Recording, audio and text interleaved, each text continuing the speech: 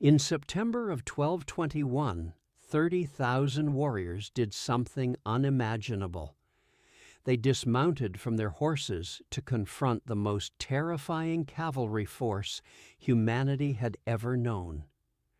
Before the sun disappeared behind the mountains, more than 15,000 Mongol fighters lay slain in a confined Afghan valley, representing Genghis Khan's first devastating defeat in many decades.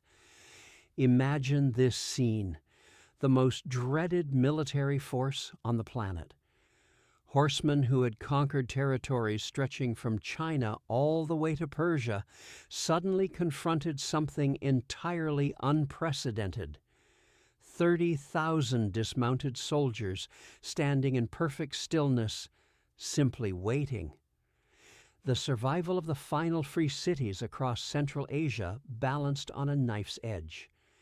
By this video's conclusion, you'll grasp how one audacious tactical wager demolished the legend of Mongol supremacy.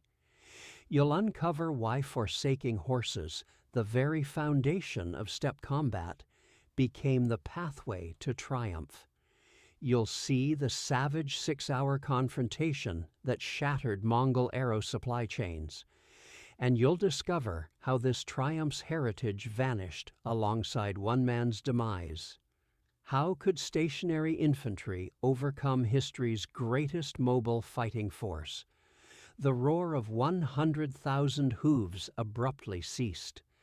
That unsettling quiet in the Valley of Parwan would herald the most blood-drenched afternoon in Mongol military history.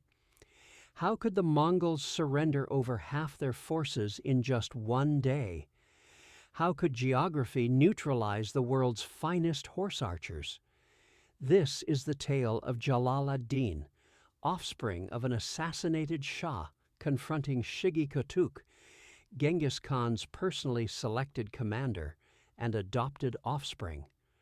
One pursued retribution for an obliterated empire. The other aimed to complete what his foster father had initiated. Only one would depart that valley breathing. But here's what renders this engagement extraordinary.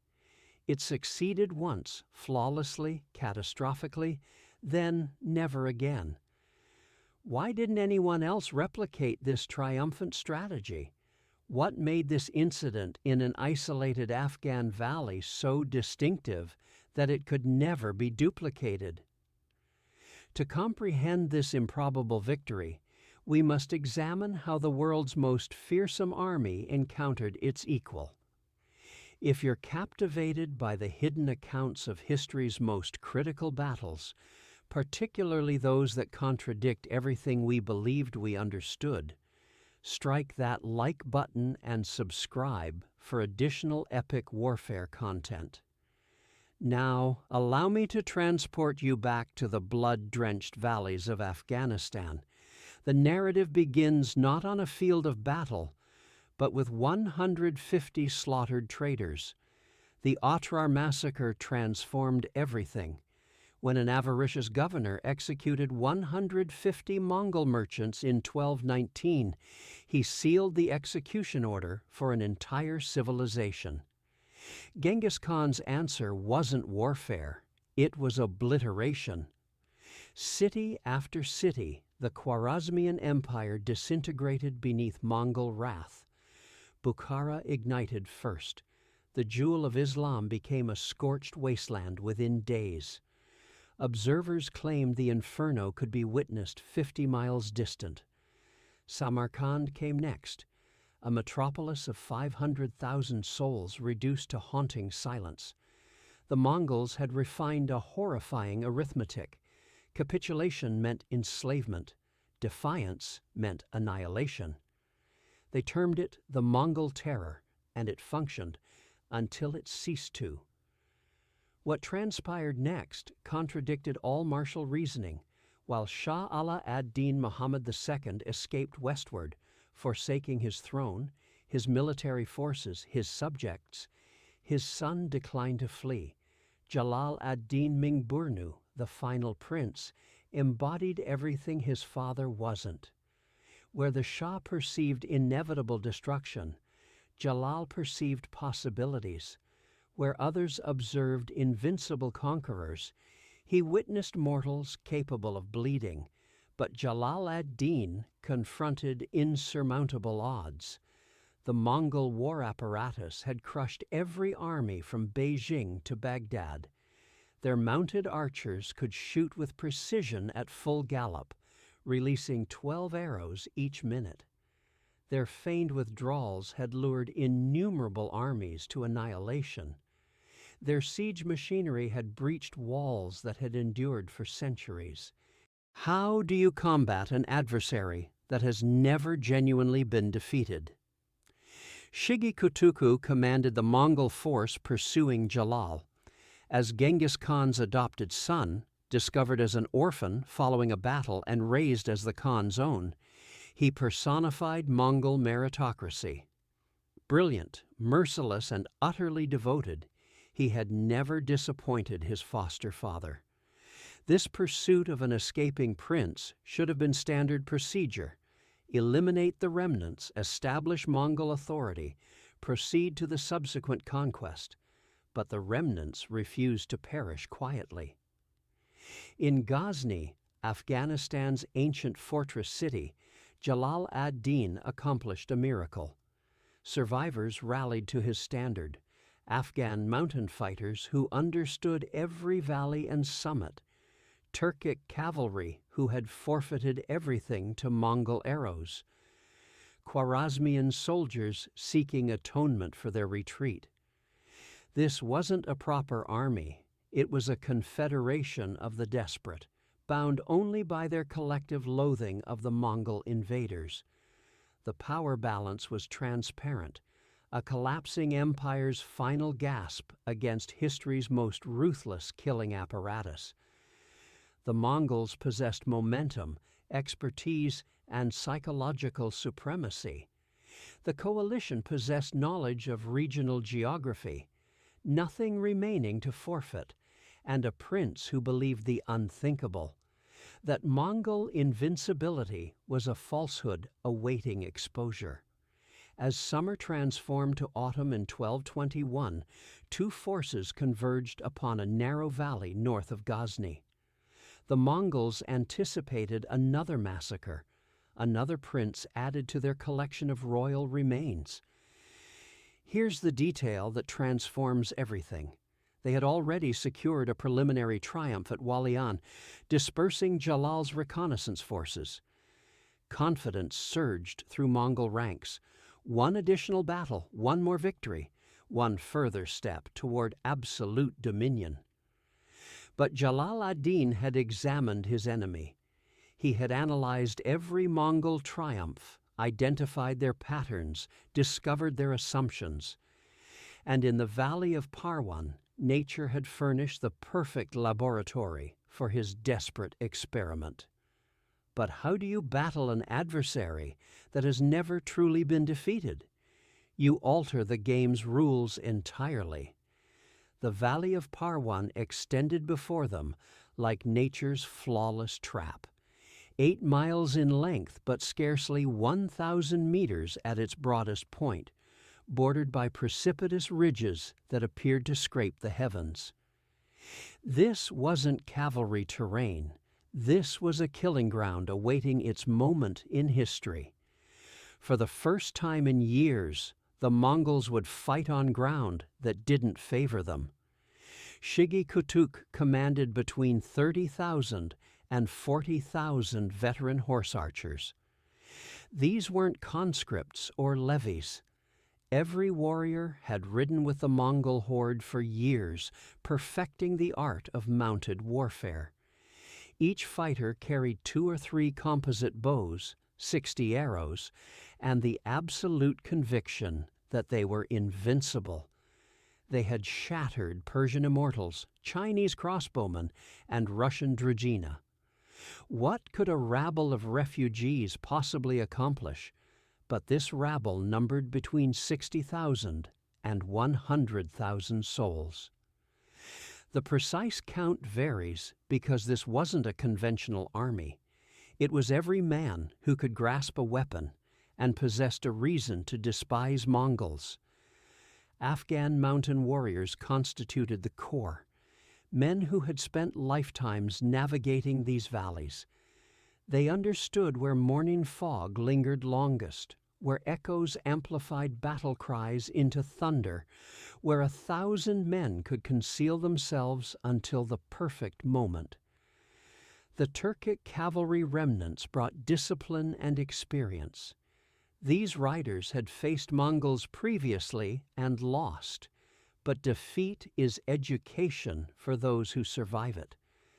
They had learned the rhythm of Mongol tactics, the timing of their feigned retreats, the distance at which their arrows lost lethal power, knowledge purchased with blood. Then came the Khwarezmian survivors, soldiers of a deceased empire, seeking either redemption or an honorable death. They had fled once. They wouldn't flee again. Among them marched men who had witnessed Samarkand's towers collapse, who had escaped Bukhara's flames, who carried the burden of unmourned families. Desperation creates its own discipline. What the Mongols didn't realize was that this valley had already claimed armies. Local memory spoke of an Arab force consumed by these ridges centuries earlier, of Persian cavalry who entered but never emerged. The valley funneled armies like an hourglass funnels sand, compressed, slowed, vulnerable. In open steppes, Mongol mobility meant victory. Here, mobility meant nothing if you couldn't utilize it. The pre-battle skirmish at Walian should have cautioned Shigi Kutuka. Yes, they had won, scattering Jalal's scouts, but the victory arrived harder than anticipated. The coalition forces didn't fragment at first contact, like most armies confronting Mongols. They withdrew in order, maintaining formation, bleeding Mongol momentum with every yard. This is where the story takes a brutal turn. What appeared like Mongol confidence was actually the first indication of their doom. Psychological warfare preceded physical contact. Mongol veterans spread tales of their conquests around campfires, loud enough for coalition scouts to overhear. The pyramid of skulls at Nishapur, the diversion of rivers to erase rebellious cities, the systematic execution of entire populations. Fear had always been their primary weapon. But the coalition possessed their own stories. Survivors who had witnessed Mongol horses stumble in mountain terrain. Warriors who had counted Mongol arrows and knew they weren't infinite. Most importantly, they had Jalal ad-Din's newfound confidence. At Walian, he had bloodied the Mongols and survived. The impossible had become possible. Then Jalal ad-Din issued an order that made his generals believe he had lost his mind. "When battle arrives," he announced, "our mounted warriors will fight on foot." The silence that followed could have swallowed armies. Abandon horses, the primary advantage of mobile warfare? Even the Afghan mountain fighters, comfortable on foot, couldn't comprehend throwing away cavalry superiority. But the prince had calculated something his generals overlooked. In this narrow valley, horses were targets, not advantages. Mounted archers required room to wheel and maneuver. Foot archers could compress together, concentrate fire, create walls of arrows that no charge could penetrate. It was madness. It was unprecedented. It was precisely what they needed. As dawn broke on the first day, 100,000 men crowded into a space designed for 10,000. The valley walls seemed to lean inward, curious about the slaughter to come. Mountain eagles circled overhead, nature's patient undertakers. The very air grew thick with anticipation and the musk of assembled armies. Tomorrow this grass would be crimson. These rocks would echo with dying screams. This valley would earn its place in history. But first, the armies had to test one another. Dawn of the first day brought probing attacks, neither side fully committing. Mongol light cavalry swept forward in small groups, launching arrows at maximum range before wheeling away. Standard procedure: test the enemy's discipline, map their positions, identify weak points. The coalition forces held their ground, shields locked, arrows nocked but not released. Jalal ad-Din had given strict orders: let them waste arrows, make them come to us. The valley's acoustics transformed war cries into supernatural thunder. 1,000 Mongol throats shouting their battle cry became 10,000 in the echoes.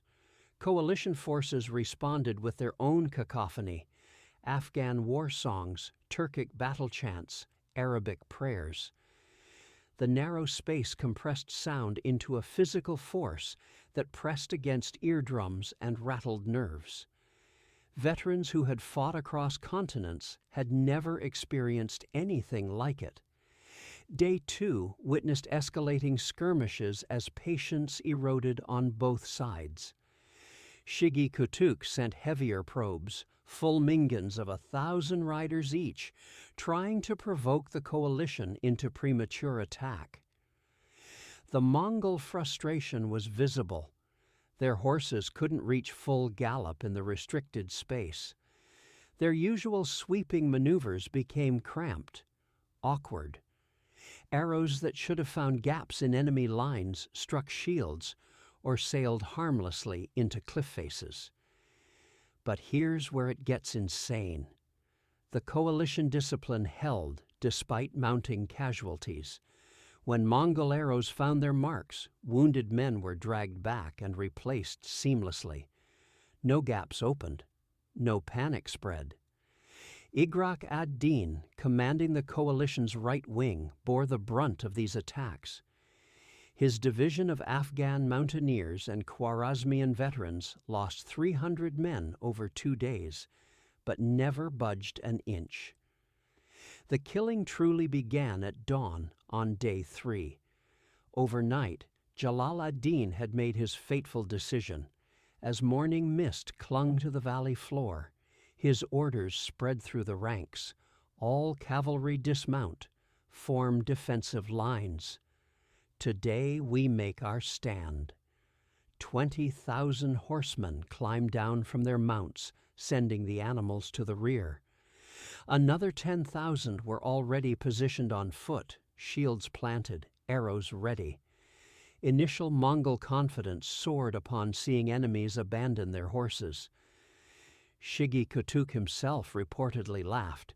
Dismounted cavalry were dead cavalry in steppe warfare. The coalition had just thrown away their only advantage. This would be a slaughter. The orphan general ordered a full assault. Win the battle before noon prayers. Be done with this irritating prince once and for all. The Mongol right flank charged first, 5,000 riders thundering forward in perfect formation. At 300 yards they began their deadly dance, shooting, wheeling, shooting again. Arrows darkened the morning sky. This is where training met desperation in its purest form. The dismounted coalition forces raised shields in unison, creating an overlapping wall. Arrows struck wood with sounds like hail on rooftops. Then the coalition responded. 30,000 bows drew as one. The concentrated volley that followed made Mongol veterans flinch. In open terrain, mounted archers could scatter, dodge, use mobility as armor. Here, packed into the valley's narrow confines, they were targets in a shooting gallery. Mongol horses screamed and fell. Warriors tumbled from saddles. The charge faltered. What happened next defied all military logic. The Mongols attempted their signature feigned retreat, a tactic that had destroyed armies from China to Poland. The right flank suddenly wheeled and fled in apparent disorder, expecting pursuit. 500 coalition cavalry, still mounted and eager for glory, took the bait.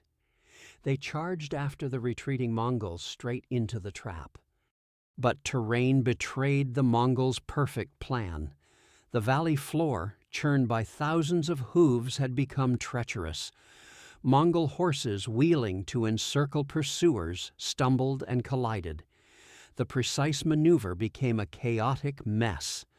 Those 500 coalition riders died, yes, but they took 300 Mongols with them, an unacceptable exchange rate for the numerically inferior Mongol force. For 6 hours, the impossible held. Wave after wave of Mongol charges broke against the coalition's dismounted lines. The mathematics were brutal but simple. Packed foot archers could maintain a higher rate of concentrated fire than dispersed mounted archers. Every Mongol warrior who fell was irreplaceable. Every coalition defender who died was replaced by another desperate man with nothing to lose. Then the Mongols made their fatal error. Frustrated by the stalemate, Shigi Kutuk committed his reserves. The entire Mongol force, save a small command group, pressed forward. They would overwhelm these stubborn defenders through sheer aggression. It had always worked before. The valley filled with horses and men, a compressed mass of flesh and steel and determination. But Jalal ad-Din had one more card to play. Hidden in ravines along the valley's eastern ridge, 10,000 fresh cavalry waited. These were his best riders, men he had held back despite 3 days of bloody combat. As the Mongols pressed forward, fully committed, exposed, the trap was perfect. What followed was not a battle, but a masterclass in defeating the undefeatable.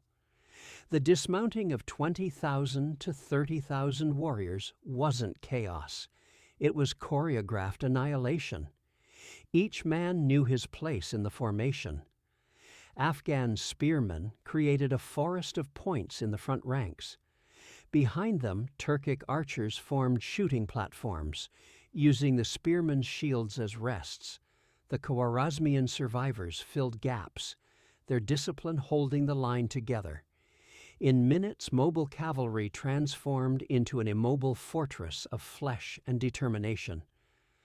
The sky darkened at noon, not from clouds, but from arrows. Each Mongol archer carried 60 arrows. Do the mathematics. 40,000 Mongols meant 2.4 million potential deaths sailing through the air. The first volley struck the coalition lines like horizontal rain. Shields sprouted arrow shafts like porcupine quills. Men fell, gurgling through pierced throats. But the line held. The dismounted warriors had become something the Mongols had never faced, a wall that wouldn't break, wouldn't flee, wouldn't give them the space they needed. Here's the detail that changes everything. Foot archers could aim more carefully than mounted ones. They could draw their bows fully, sending arrows with more power. Most critically, they could coordinate their volleys. When 30,000 bows released simultaneously, the sound was like thunder. The concentrated fire created corridors of death that no amount of Mongol skill could navigate. The feigned retreat should have worked perfectly. At Shigi Kutuk's signal, the entire Mongol center suddenly broke and fled. Centuries of steppe warfare had proven this tactic irresistible. Enemies always pursued, breaking their formations, exposing themselves to encirclement. The coalition forces surged forward, then stopped. Jalal ad-Din's iron discipline held all but those 500 doomed glory seekers. What followed was pure tactical genius. As the Mongols wheeled to begin their encirclement, they found the coalition forces had actually advanced their line in perfect order. The pursuing infantry moved forward exactly 50 yards and stopped, maintaining formation. The Mongol trap snapped shut on empty air. Worse, their wheeling maneuver had brought them closer to those deadly concentrated volleys. A young Afghan shepherd-turned-soldier named Mahmud held his section of the line as friends fell around him. An arrow punched through his shield, stopping inches from his face. His neighbor took 3 shafts to the chest, drowning in his own blood. Mahmud grabbed the dying man's bow, continuing to shoot. This wasn't heroism. This was the mathematics of survival. Every arrow they sent meant one less coming back. But then the 6-hour arrow duel reached its crucial point. The Mongols were running out of ammunition. Each warrior had started with 60 arrows. In sustained combat, shooting 10 to 12 per minute, those quivers emptied fast.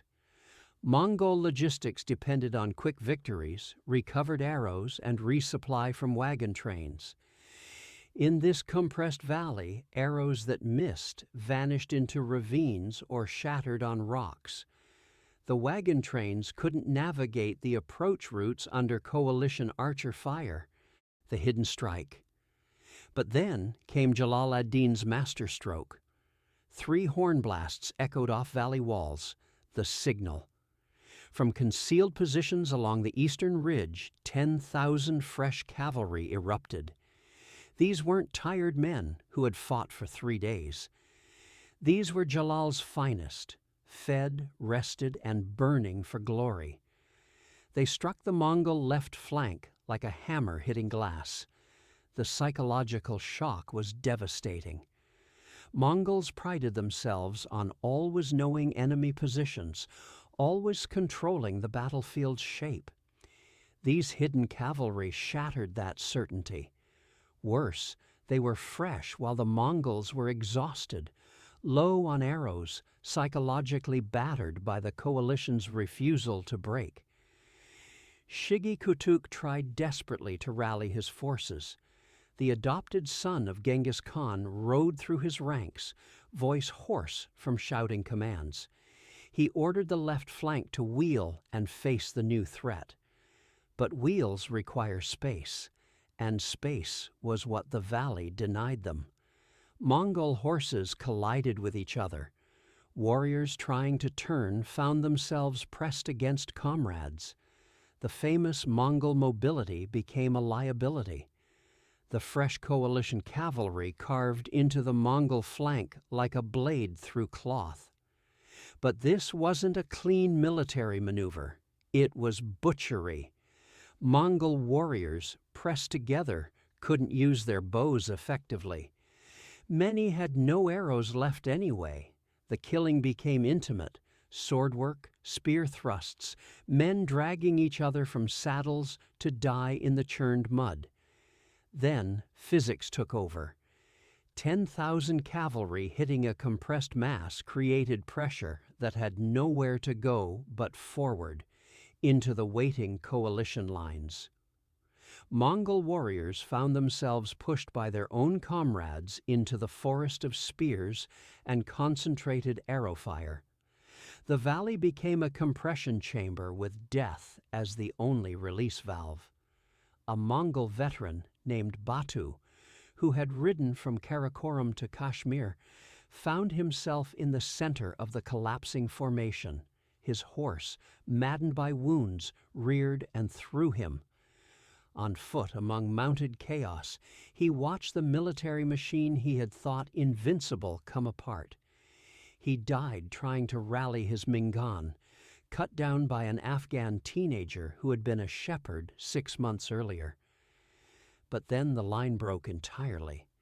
Military collapses have a psychology. 1 man flees, then 5, then 50, then 5,000. The Mongol retreat started with the left flank, shattered by the cavalry charge.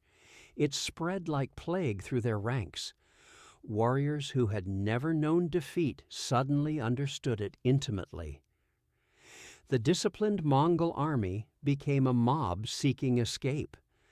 The Valley of Parwan became a slaughterhouse with only one exit. Coalition forces pressed from three sides. The valley's narrow northern entrance, which had seemed like a tactical funnel for the Mongols, became a death trap. Thousands of warriors compressed into a space meant for hundreds. Horses trampled fallen riders. Men abandoned weapons, armor, everything except the desperate need to escape. This is when things went from bad to catastrophic. The coalition forces didn't just want victory, they wanted revenge. Every man in their ranks had lost something to the Mongols. Cities burned, families butchered, futures erased. Now their tormentors were helpless, fleeing, vulnerable. The killing frenzy that followed shocked even hardened veterans. Stakes through ears became the coalition's signature. Mongol warriors thrown from horses or pulled down by infantry found themselves pinned to the ground by wooden stakes driven through their ears. It was deliberately cruel, intentionally symbolic. The Mongols had made pyramids of skulls. The coalition made a valley floor of staked corpses. The pursuit continued for miles beyond the valley. Small groups of Mongols separated from the main route were hunted through ravines and over ridges. Local Afghans who knew every goat path guided coalition forces to fleeing enemies. Some Mongols tried to surrender. The coalition wasn't taking prisoners. This wasn't war anymore. It was extermination. By sunset, the impossible had happened. Of the 30,000 to 40,000 Mongols who had entered the valley, over 15,000 never left it. The exact count varies because many bodies were never found, lost in ravines or carried away by mountain streams running red.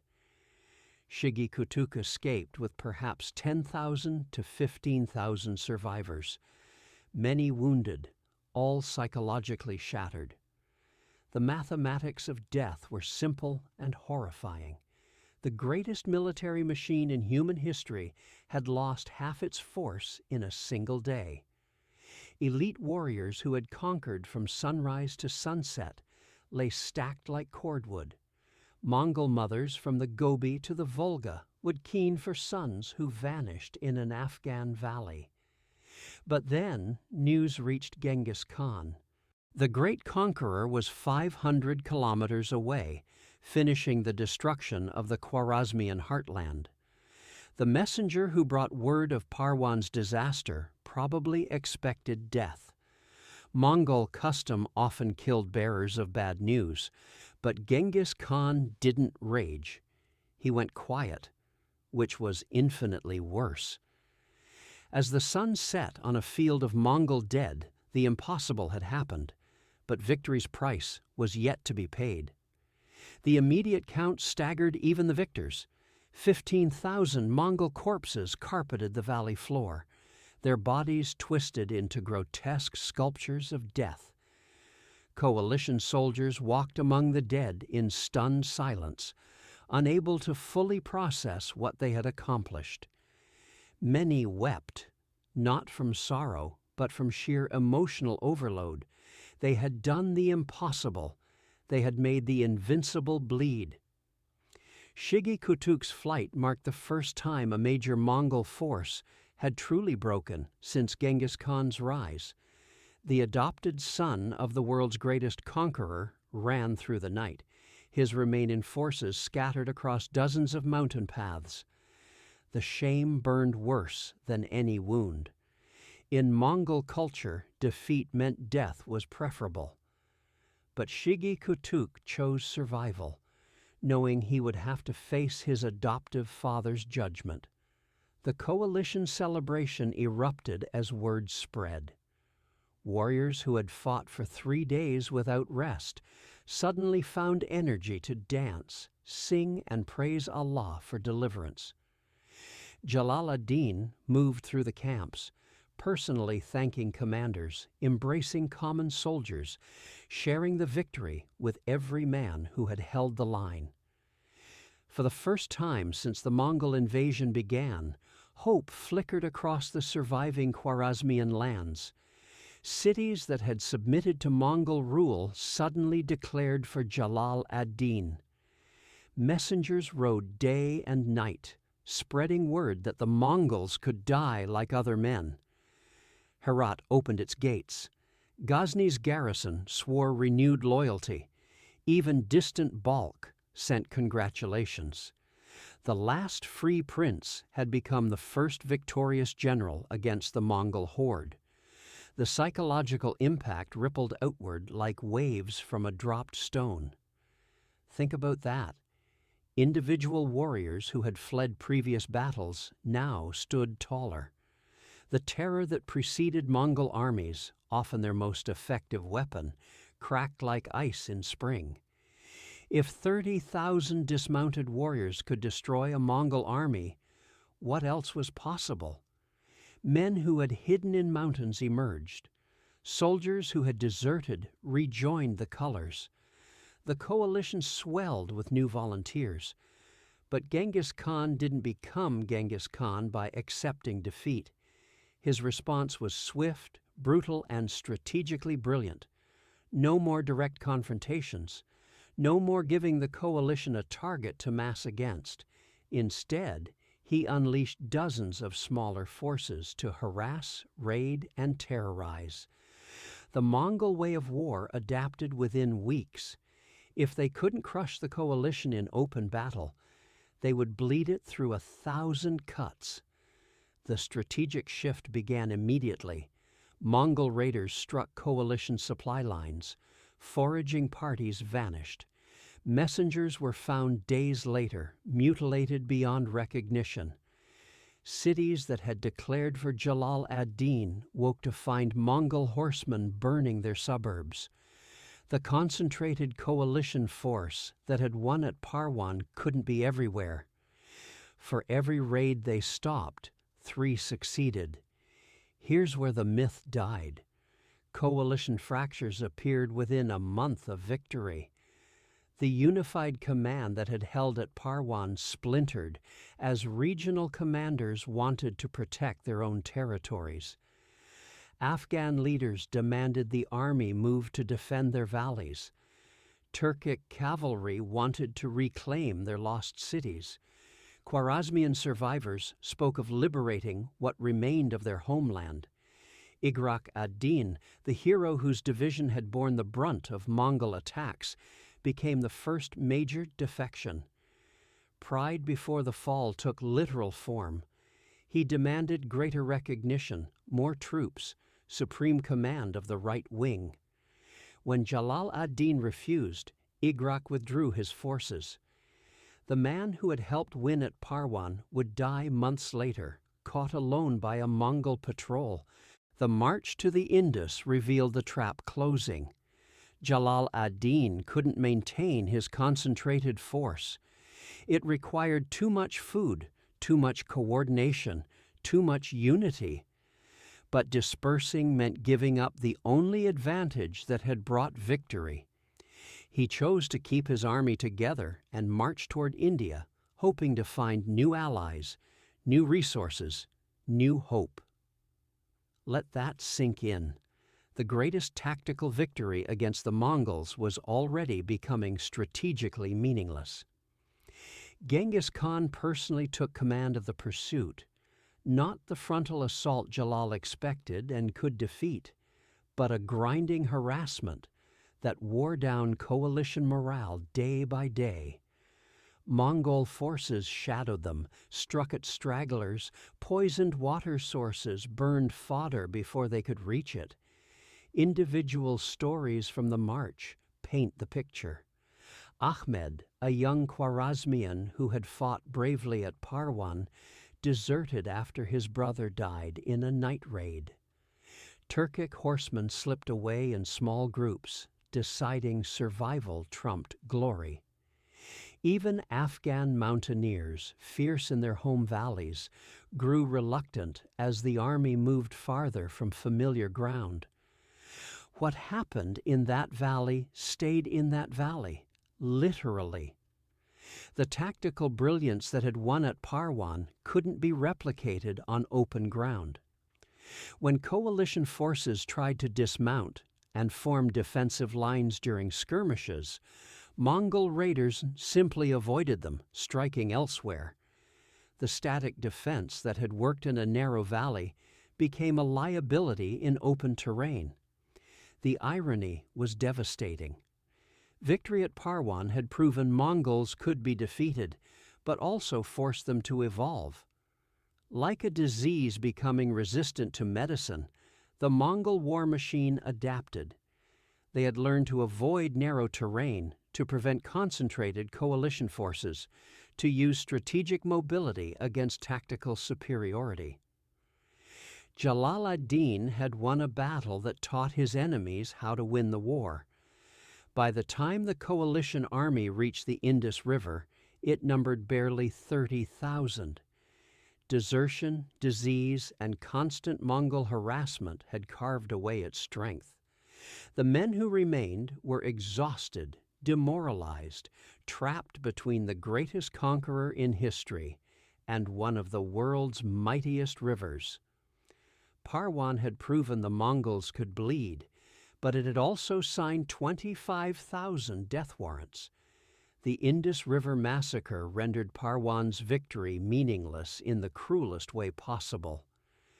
25,000 men, many of them heroes of that impossible triumph, drowned in the churning waters or died on Mongol lances as they tried to cross. Jalal ad-Din himself barely escaped, swimming the river with 7 companions while his army died behind him. The coalition that had achieved the impossible at Parwan was erased in a single afternoon. For the next decade, Jalal ad-Din lived as a fugitive king, winning minor victories but never again assembling the force that had humbled the Mongols. His end came not in glorious battle, but in an obscure skirmish with Kurdish bandits in 1231. The last Khwarezmian prince died alone, abandoned, his victory at Parwan already fading into legend. History has a way of changing back.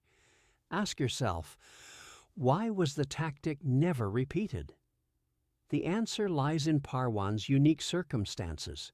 The narrow valley that negated Mongol mobility couldn't be replicated at will. The desperate unity of men with nothing to lose rarely lasted beyond a single battle.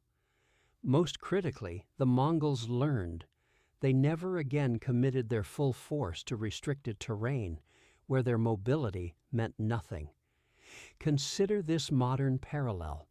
Static defense versus mobile offense remains war's eternal question. Parwan proved that under perfect conditions, disciplined infantry could defeat mobile cavalry. But it also proved that perfect conditions are rare and temporary. The coalition traded mobility for accuracy and won once. The Mongols kept their mobility and won everywhere else. The paradox resolved itself through adaptation.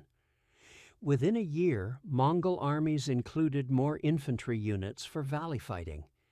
They developed better reconnaissance to avoid terrain traps. They learned to maintain larger arrow reserves. The invincible army that lost at Parwan became truly invincible by learning from defeat. Sometimes, losing a battle teaches you how to win wars. Here's the detail that changes everything about Parwan's legacy. It didn't stop Mongol expansion, it redirected it. Genghis Khan's armies swept around the pocket of resistance like water around a stone. They conquered from Korea to Kiev, while Jalal ad-Din held his shrinking territory. The tactical genius displayed at Parwan couldn't overcome strategic reality. One valley couldn't stop an empire. The historical significance echoes through centuries. Parwan stands as eternal proof that no army is invincible, no tactical system perfect, no victory permanent.